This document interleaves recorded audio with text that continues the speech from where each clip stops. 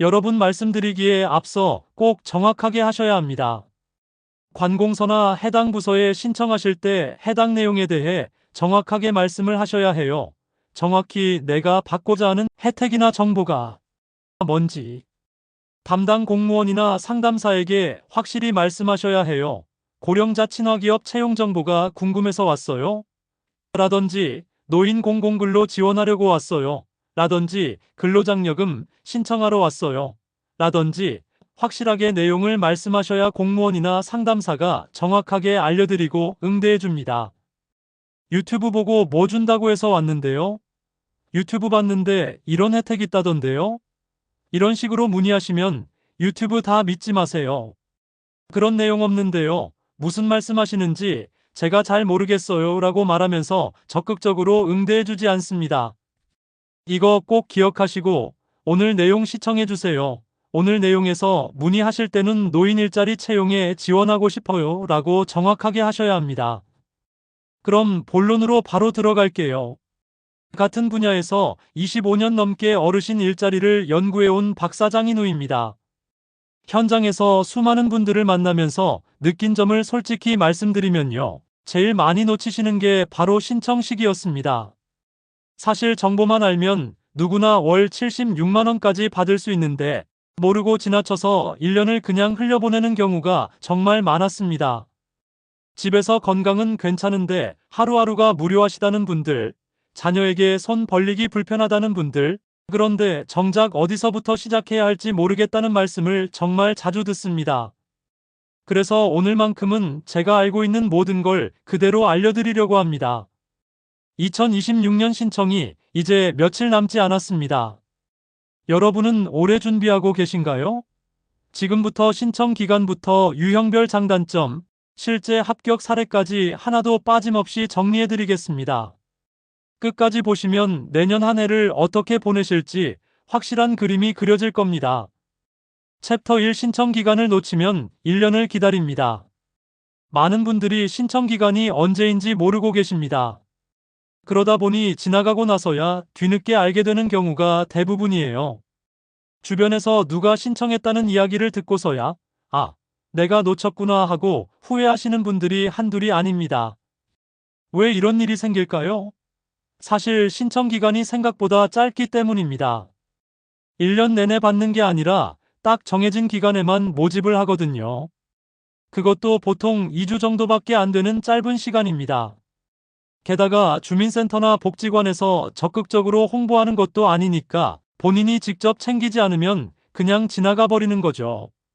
제가 얼마 전 상담했던 분이 계십니다. 서울 도봉에 사는 69살 김진호님 이야기예요. 이분이 작년에 신청 시기를 완전히 놓쳐서요. 1년 내내 아까움만 남았다고 하시더군요. 집에서는 몸은 멀쩡한데 답답해서 하루가 너무 길게 느껴지고 그렇다고 마땅히 할 일도 없고 용돈도 부족해서 자녀들 도움을 받는 게 제일 불편했다고 말씀하시더라고요. 김진호님은 친구분이 노인 일자리로 한 달에 20만 원 넘게 받는다는 이야기를 듣고서야 관심을 갖게 됐대요. 그래서 주민센터에 전화를 했더니 이미 신청 기간이 한 달 전에 끝났다는 거예요. 담당자가 내년에 다시 신청하라고 하더래요. 그때 김진호님이 얼마나 허탈했는지 모릅니다. 불과 한 달 차이로 1년을 기다려야 한다니 정말 답답하셨을 거예요. 그분은 그날 이후로 달력에 표시해놨대요. 올해는 절대 놓치지 않겠다고요. 그래서 10개월 정도 지나고 나서 다시 저를 찾아오셨습니다. 신청 기간이 정확히 언제인지, 어떤 일자리가 있는지, 본인에게 맞는 시간이 어느 정도인지 꼼꼼하게 물어보셨어요. 준비하는 자세가 완전히 달라지셨더라고요. 올해는 미리 주민센터에 전화도 해두고 필요한 서류도 챙겨놓고 신청 첫날 아침 일찍 방문하셨대요. 덕분에 대기 없이 바로 신청서를 작성하고 희망하던 공익활동 자리에 배치받으셨습니다. 지금은 주 3일 하루 3시간씩 근처 복지관에서 일하시면서 월 29만 원을 받고 계세요. 무엇보다 생활에 리듬이 생기고 같이 일하는 분들과 이야기도 나누고 집에만 있을 때보다 훨씬 활기차게 지내신다고 하더라고요. 그럼 올해 신청 기간은 정확히 언제일까요? 2026년 11월 24일부터 12월 5일까지입니다. 딱 2주밖에 안 됩니다. 한국고령사회연구원 조사 결과를 보면 신청 기간을 몰라서 놓치는 비율이 전체 탈락 원인의 30%나 됐습니다. 3명 중 1명꼴로 시기를 놓친다는 얘기예요. 그럼 어떻게 해야 할까요? 방법은 간단합니다. 지금 당장 달력에 표시하세요. 휴대폰 쓰시는 분들은 알림도 등록해 두시고요. 그리고 가까운 주민센터 전화번호를 미리 저장해 놓으세요. 이 3가지만 해두면 절대 놓칠 일이 없습니다. 한 가지 더 알려드릴 게 있습니다. 정기 모집 기간이 지나고 나면 수시 모집이 있기는 합니다. 그런데 수시 모집은 자리가 거의 없다고 보시면 됩니다. 이미 정기 모집 때 대부분 채워지거든요. 그러니까 반드시 정기 모집 기간에 신청하셔야 합니다. 여러분은 이번 기간을 이미 체크해 두셨나요? 아직이시라면 지금 바로 달력 펴시고 표시해 두세요. 그게 시작입니다. 챕터 2 공익 활동으로 하루 2~3시간만 일해도 됩니다. 나이가 들면 체력이 예전 같지 않습니다. 하루 8시간씩 일하는 건 솔직히 부담스럽죠. 그래서 많은 분들이 일하고 싶어도 체력 때문에 망설이십니다. 아침부터 저녁까지 서 있거나 무거운 걸 들어야 한다면 당연히 겁이 나실 겁니다. 그런데 노인 일자리 중에는 짧은 시간만 일하는 유형이 있습니다. 바로 공익활동이에요. 이건 하루에 2~3시간 정도만 활동하면 됩니다. 일주일에 3일에서 5일 정도 나가시면 되고요. 체력 부담이 거의 없어서 65살 이상 어르신들이 가장 많이 선택하는 유형입니다. 공익활동은 만 65세 이상이면 신청할 수 있습니다. 그런데 조건이 하나 더 있어요. 기초연금을 받고 계셔야 합니다. 기초연금은 소득이 일정 수준 이하인 분들이 받는 거니까 대부분의 어르신들이 해당되실 겁니다. 혹시 기초연금 받고 계시면 공익활동 신청 자격이 되는 거예요. 활동비는 한 달에 29만 원입니다.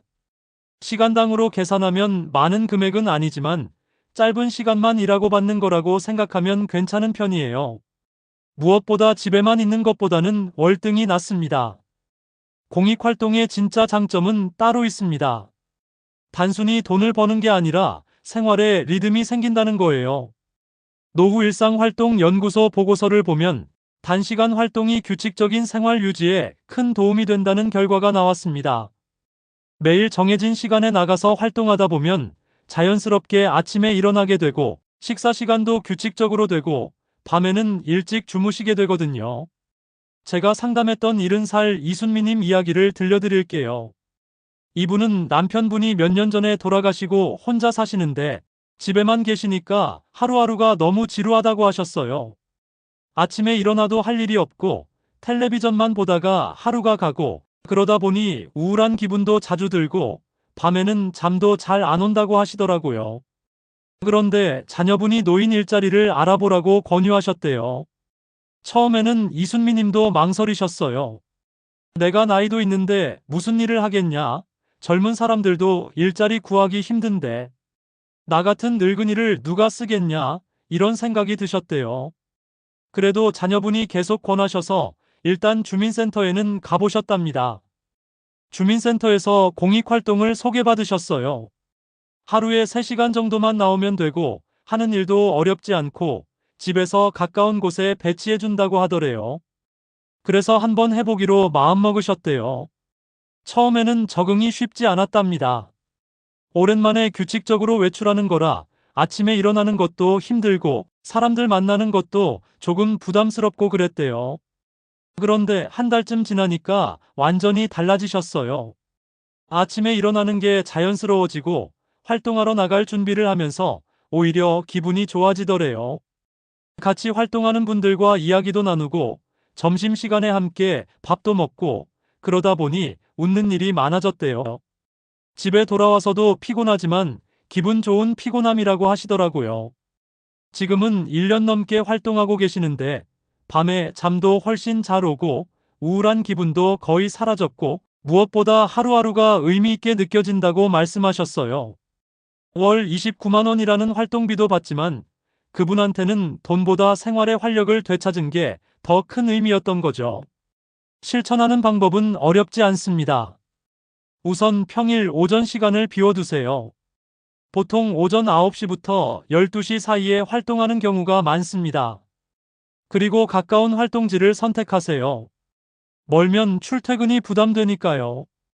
걸어서 갈 수 있거나 버스 한 번에 갈 수 있는 곳이 좋습니다. 한 가지 주의하실 점이 있습니다. 출근 시간을 지키셔야 해요. 가끔 늦거나 빠지는 건 이해해주지만 자주 반복되면 참여가 제한될 수 있습니다. 약속한 시간에 나가는 게 중요합니다. 여러분은 하루 중 어느 시간이 가장 편하신가요? 오전이 좋으신지, 오후가 좋으신지 한번 생각해 보세요. 그게 활동 유형을 선택하는 기준이 됩니다. 챕터 3 사회 서비스형으로 월 76만 원을 받을 수 있습니다. 공익 활동보다 조금 더 많은 시간 일할 수 있다면 사회 서비스형을 고려해 볼 만합니다. 이 유형은 한 달에 76만 원을 받을 수 있어요. 공익 활동의 거의 3배 가까이 되는 금액입니다. 근무 시간은 월 60시간 정도인데 하루로 따지면 3, 4시간 정도 됩니다. 많은 분들이 소득이 부족해서 고민하십니다. 기초연금이나 국민연금만으로는 한 달 생활비가 빠듯하죠. 자녀들한테 손 벌리기는 불편하고 그렇다고 저축한 돈을 자꾸 까먹기도 아깝고요. 이럴 때 월 76만 원이면 생활에 상당한 보탬이 됩니다. 사회 서비스형은 실제 서비스를 제공하는 일입니다. 예를 들면 어린이집이나 유치원에서 급식 보조를 하거나 학교에서 등하교 안전 지도를 하거나 복지관에서 어르신들 활동을 돕거나 하는 일들이에요. 사람들과 직접 만나고 도와주는 일이라 보람도 있습니다. 한국활동지원개발단 자료를 보면 이 유형 참여자의 만족도가 가장 높았습니다. 왜 그럴까요? 적당한 활동 시간에 적절한 수입을 받을 수 있고 하는 일도 의미가 있기 때문입니다. 누군가를 돕는다는 느낌이 드니까 보람도 느끼시고요. 68살 장세준님의 경우를 말씀드릴게요. 이분은 평생 공장에서 일하시다가 정년 퇴직하신 분이에요. 퇴직하고 나니 갑자기 할 일이 없어졌대요. 매일 출근하던 생활이 멈추니까 하루하루가 어색하고 집에서 텔레비전만 보고 있으니 부인분한테도 미안하고 그랬대요. 용돈도 부족했습니다. 국민연금을 받기는 하는데 한 달에 60만 원 정도라 생활비로 쓰기에는 빠듯했어요. 자녀들이 도와주긴 하지만 자주 손 벌리기는 불편하잖아요. 그래서 일자리를 알아보기 시작하셨는데 나이 때문에 쉽지 않더래요. 그러던 중 복지관에서 노인 일자리 설명회가 있다는 걸 알게 되셨어요. 가보니까 여러 유형이 있는데 사회 서비스형이 눈에 들어오더래요. 한 달에 76만 원이면 국민연금 60만 원에 합쳐서 130만 원 넘게 되니까 생활비로 쓰기에 괜찮겠다 싶으셨대요. 신청을 하고 면접을 봤는데 다행히 합격하셨어요. 배치받은 곳은 집 근처 어린이집이었습니다. 급식실에서 배식을 돕고 식기를 정리하고 간단한 청소를 하는 일이었어요. 처음에는 낯설었대요. 어린아이들이 많으니까 시끄럽기도 하고 적응하는데 시간이 좀 걸렸답니다. 그런데 한 달쯤 지나니까 재미가 생기더래요. 아이들이 인사하고 고맙다고 말하는 게 귀엽고 선생님들도 친절하게 대해주시고 같이 일하는 다른 어르신들과도 친해지고요. 무엇보다 아침에 일어나서 출근할 준비를 하는 게 생활에 활력을 준다고 하셨어요. 지금은 1년 반 정도 일하고 계시는데 월급도 꼬박꼬박 받고 건강도 오히려 좋아졌고 사람들과 어울리는 시간이 늘어서 외롭지도 않고 모든 게 만족스럽다고 하시더라고요. 부인분도 남편이 집에만 있을 때보다 훨씬 좋아 보인다고 말씀하신대요. 사회 서비스형을 신청하실 때 중요한 건 출퇴근 거리입니다. 하루 3, 4시간 일하는 건데 출퇴근에 1시간씩 걸리면 체력 소모가 큽니다. 그러니까 가까운 곳을 우선 선택하세요. 걸어서 15분 이내, 버스로 20분 이내면 적당합니다. 그리고 본인 성격도 생각해 보셔야 합니다. 사람들과 어울리는 걸 좋아하시는지 서비스 일이 맞으실지 고민해 보세요. 혼자 조용히 일하는 걸 선호하시면 다른 유형이 나을 수도 있습니다. 한 가지 주의하실 점은 적응 기간입니다. 처음 한두 달은 낯설고 힘들 수 있어요.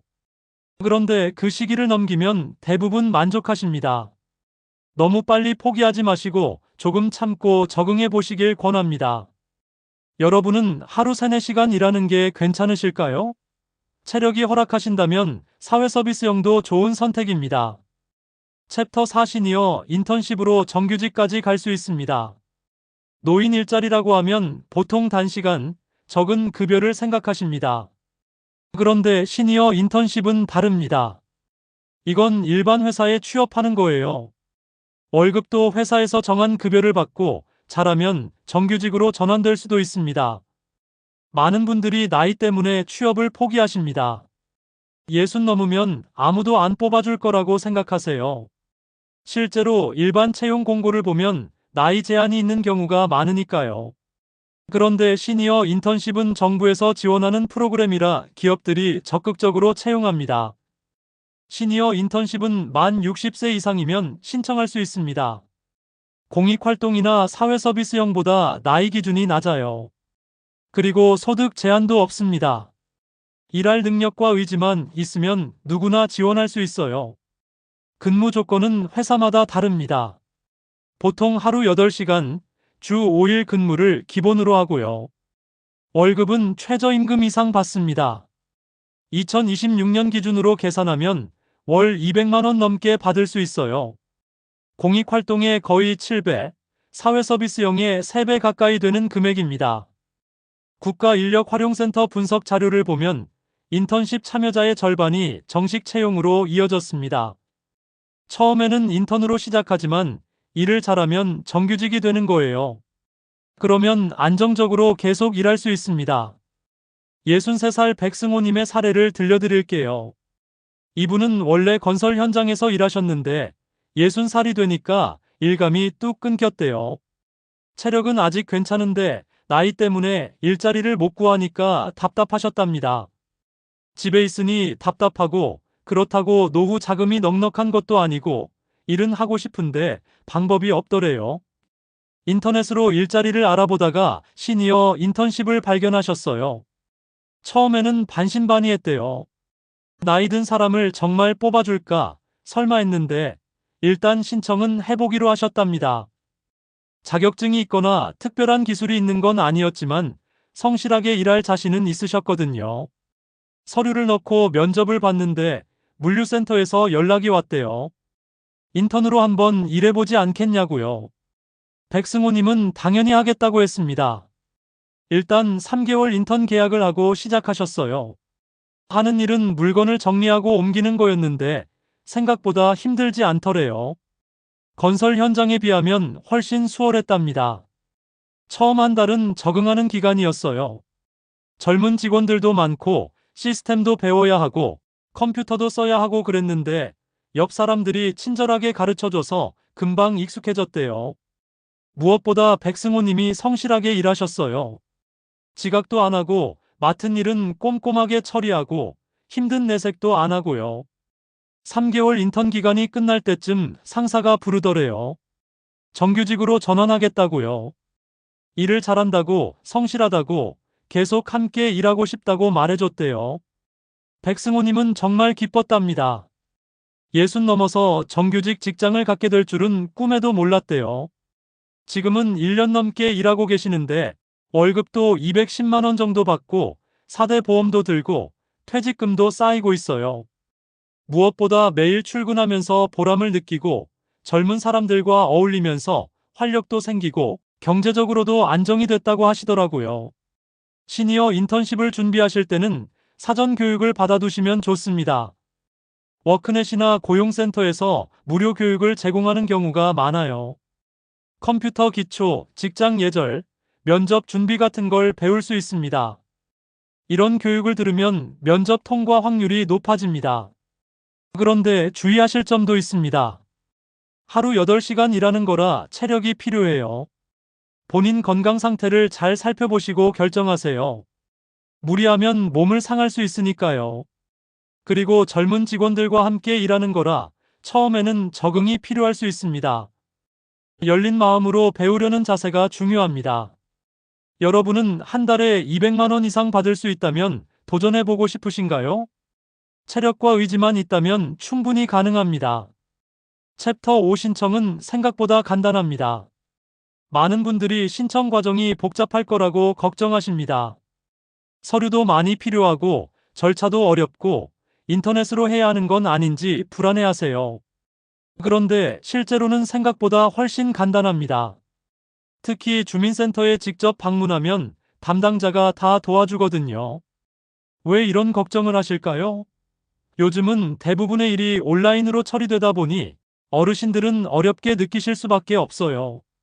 젊은 사람들은 스마트폰이나 컴퓨터로 뭐든 하는데 나는 그런 거 못하니까 신청도 못하는 거 아닌가 걱정되시는 거죠. 하지만 노인 일자리는 다릅니다. 어르신들을 위한 프로그램이다 보니 오프라인으로도 충분히 신청할 수 있어요. 주민센터에 가서 신분증만 보여주면 됩니다. 담당자가 신청서 작성을 도와주고 필요한 정보도 알려주고 어떤 일자리가 적합한지도 상담해 줍니다. 67살 정미라님의 경험을 들려드릴게요. 이분은 컴퓨터를 전혀 못 쓰시는 분이에요. 휴대폰도 전화 걸고 받는 것만 겨우 하시고 문자 보내는 것도 자녀들 도움을 받으셔야 할 정도였어요. 그러니까 노인 일자리 신청한다는 게 엄두가 안 나셨대요. 그런데 복지관에서 만난 친구분이 자기는 주민센터 가서 간단하게 했다고 알려주셨어요.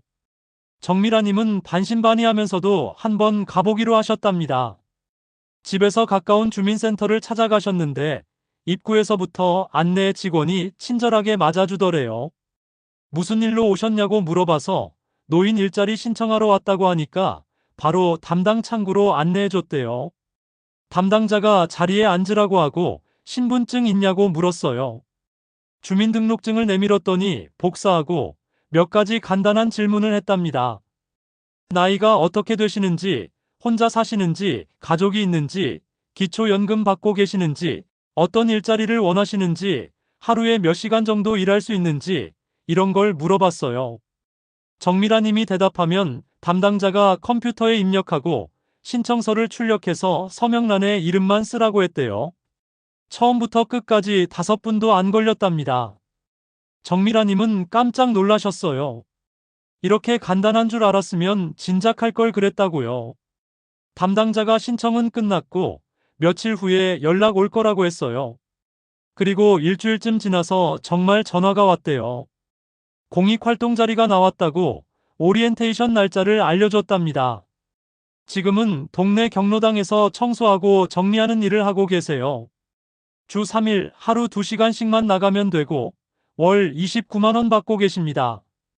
무엇보다 신청이 이렇게 쉬웠다는 게 제일 만족스럽다고 하시더라고요. 공공행정 만족조사를 보면 현장 상담이 가장 빠르고 정확한 방법으로 나왔습니다. 온라인으로 하면 실수할 수도 있고 어려운 용어도 나오고 뭘 어떻게 해야 할지 헷갈리는데 직접 가면 담당자가 다 알려주니까요. 신청할 때 팁을 드리자면 센터 문 여는 시간에 맞춰 가세요. 보통 오전 9시에 시작하는데 그 시간에 가면 사람이 많지 않아서 대기 없이 바로 처리할 수 있어요. 점심시간 전후나 오후 늦은 시간은 사람이 많아서 기다려야 할 수 있습니다.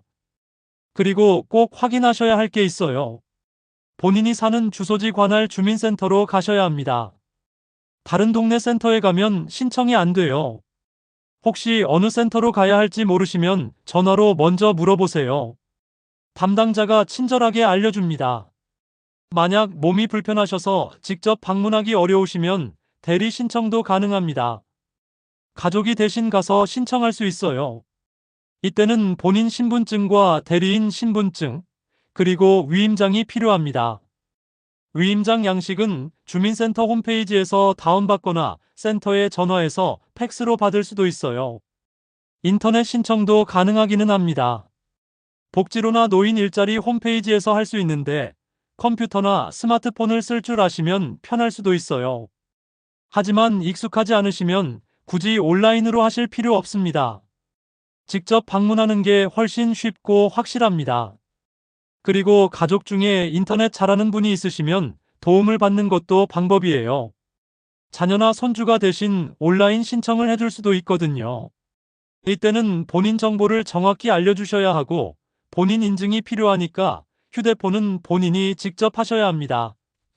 신청할 때 궁금한 게 있으면 바로바로 물어보세요. 담당자들이 매일 이 일을 하는 사람들이라 뭐든지 잘 알고 있어요. 부끄러워하지 마시고 이해 안 되는 건 다시 설명해 달라고 하시면 됩니다. 여러분은 어느 센터로 방문할 계획이신가요? 혹시 아직 확인 안 하셨으면 지금 바로 전화해 보세요. 그게 첫걸음입니다. 오늘은 2026년 노인 일자리 신청을 앞두고 꼭 알아야 할 내용들을 정리했습니다. 많은 분들이 나이가 들면 일할 곳이 없다고 생각하시지만 실제로는 공익활동부터 사회서비스형, 시니어 인턴십까지 다양한 선택지가 마련되어 있습니다. 잘못된 상식은 기회가 없다는 거였고, 올바른 관리는 신청 기간을 챙기고 본인에게 맞는 유형을 선택하는 것입니다. 신청 기간은 11월 24일부터 12월 5일까지 딱 2주밖에 안 됩니다.